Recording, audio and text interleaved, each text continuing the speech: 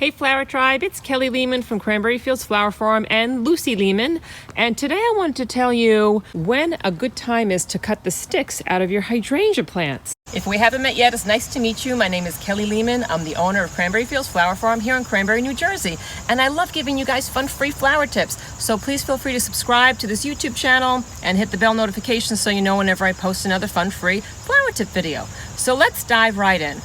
So a lot of you have asked me about what to do about those dead canes that are inside of your hydrangea plants. So you can really prune out the dead canes of your hydrangeas whenever you want. Any time of year is fine. But you need to be really careful because sometimes in fall and in winter, some of the canes that we think are dead actually aren't dead. They're just dormant. And I want to show you what I mean by that. There's a stem over here that's pretty much hollow and it's white, and when I kind of scrape it away, there's no green left there. It's just basically brown and white, and I can see it's totally hollow, and there's no buds coming off of here. This is a dead cane. However, this stem next to it looks kind of dead. This guy looks pretty dead here. But what I'm noticing is that there's a stem attached to it, and the stem that's attached to it has these little green like nubs on it. Those are going to be next year's flowers.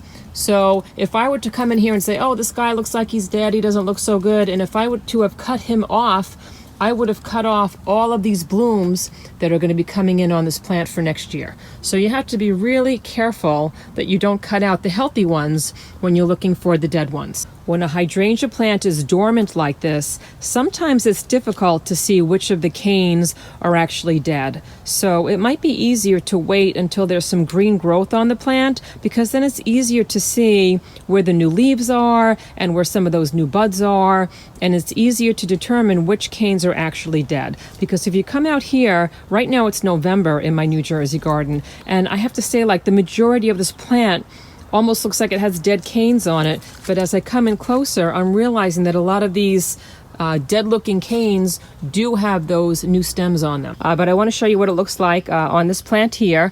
So I'm coming inside of this plant, I'm taking a peek at what's what, and this is that new growth that I was telling you about. So even though this cane looks kind of like brown and it looks like it might be dead, it's not dead because it's got some of these other canes next to it that have a lot of green on them. They've got some new growth coming in, and these are going to be next year's flowers. So I'm going to make sure that I don't cut this plant back at all.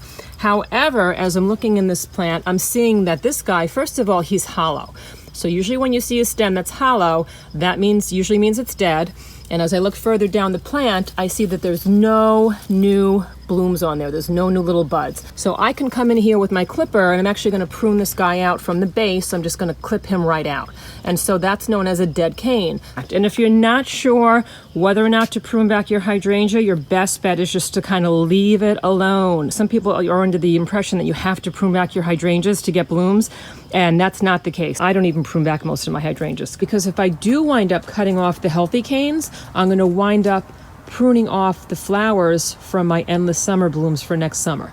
Now, this is not the case with hydrangea bushes like Limelight hydrangea and Annabelle hydrangea, or any hydrangeas that actually have their blooms coming in on new growth. Those you can cut back pretty much like at any time. So if you're cutting back those old canes and you happen to cut off a couple of the branches, it's not a big deal, because the blooms that are going to be coming in on those hydrangeas will be coming in on new growth, and it won't matter that you nicked off those buds.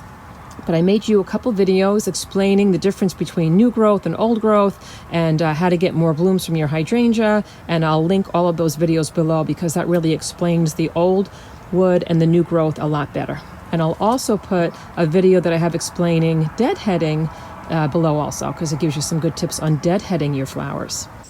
Thank you so much for joining us in this video, and please let me know where you're viewing this from in this great big beautiful world.